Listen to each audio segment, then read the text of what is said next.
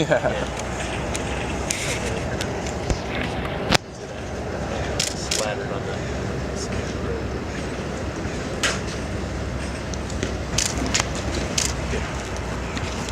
Just tell me if a train comes.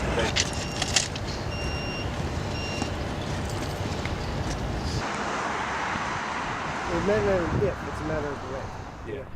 Any serious discussion you have about high-speed rail with people, our population is growing. Any possible future where we don't grow our population by 10 million people is the kind of future we don't want to imagine happening. We can't possibly, build our roads and our highways out. It's so expensive, so disruptive. This will happen, but does it happen in the next 10 years? Or does it happen in 30? Does it cost 40, 60 billion, or does it cost 300 million because we're building it in 2060 instead of 2010? That's really the only question. Yeah, I'm all for it. In the long run, we got to do something. We got to get cars off the road. For example, that's a good point. Now they're talking about they're going to come up with money for the freeways and so forth. They don't have the money for that. So, in the long term, we got to do something about the transportation problems and come up with alternative transportation. Sure. And now the bunch of problems are so bad that we can't even take care of our freeways and the roads and so forth. So, yeah. But I viewed that, as part of the deal where Schwarzenegger allowed the authority to survive, he wanted this, all government is bad, all bureaucrats are especially bad models, where they're going to have a $40 billion project, or like $30 billion project, right, with like 15 staff members. And all managed by consultants. And 3 layers of consultants. And that's known not to be a good model, but, if your first priority is to hate bureaucrats, then nothing's wrong with it. And they've always struggled with that, and it's really disappointing that the legislature, is still approving dozens of people at a time when they should have like 500 staff people. And it shows. We've been asking the peninsula to have one staff person here on the peninsula for the last 2 years, and they don't. It's all because they can't. Because they need to go to approval for the legislature legislature. hasn't allowed that to happen. So it's a problem where the people in charge of the authority and the people overseeing the authority in the legislature and the governor's office kind of create the problem and haven't fixed it. If you look at it as a state, if we can use this to stop paving over the San Joaquin Valley the way we paved over LA and Silicon Valley, Valley Parts Delight before it was paved over, that's a huge win. It doesn't impact anyone directly now, but They don't understand why it doesn't go down major transport corridors like they keep saying about the I-5. Yeah. Because there's about 4 million nobodies in the San Joaquin Valley that are actually somebody important. If we went down the I-5, no one would get service in the San Joaquin Valley. The 500,000 Fresnans, everyone in Visalia and Tulare keeps screaming for a station, as close as they can get it, they don't get any service. And really part of high-speed rail is providing service there. We were talking to students in UC Merced. They're trying to get a medical center. They just go, look, you're 3 hours from any airport. No. With high-speed rail, they're basically an hour away from SFO. It becomes yes. With Fresno, again, they're 3 hours away. Or, one of maybe the 5 cities that you want to get to from the Fresno airport you can get to, or, expensive connecting flight.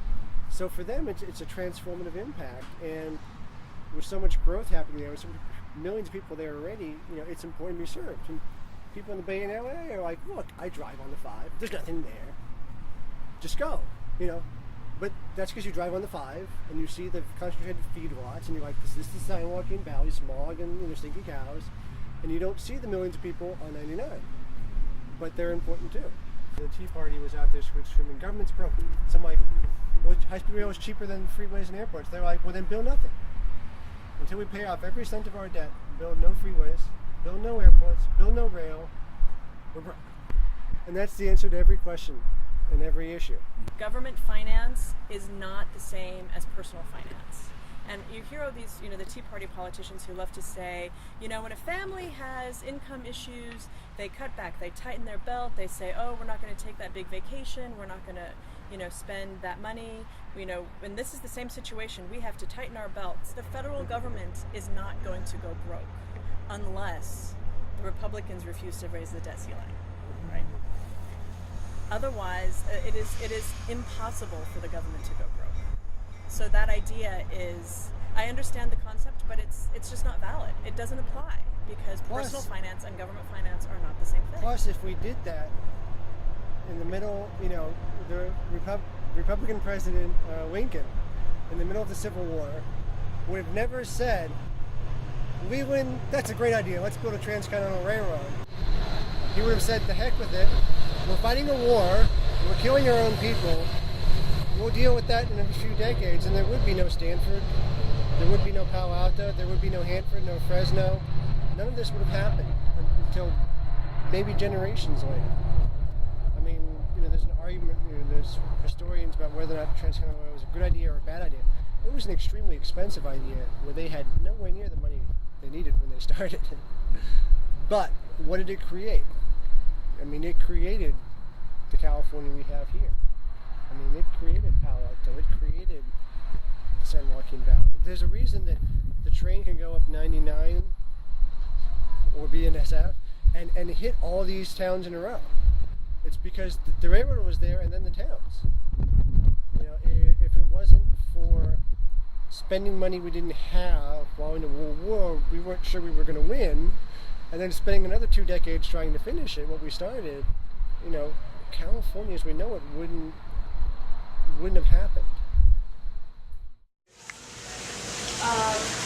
Anything else with regard? And kind of trying to figure it out. So we have got our last couple of days, and we're doing a presentation up in San Francisco today. So we just kind of stumbled upon Annika and the community garden there. So we're looking for a place to stay tonight. So that's where we're at.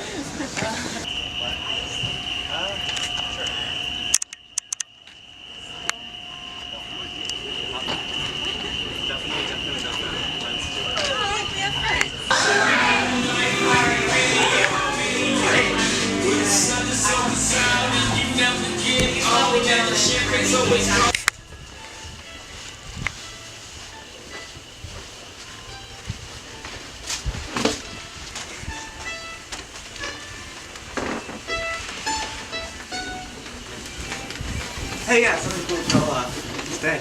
Cool. Great. Yeah, I think we're gonna either camp on the lawn or find a spot on the ground. Yeah. We got a tent and all that stuff, so. Cool. Thanks for having us. Yeah, you bet. Thank you. Phil? I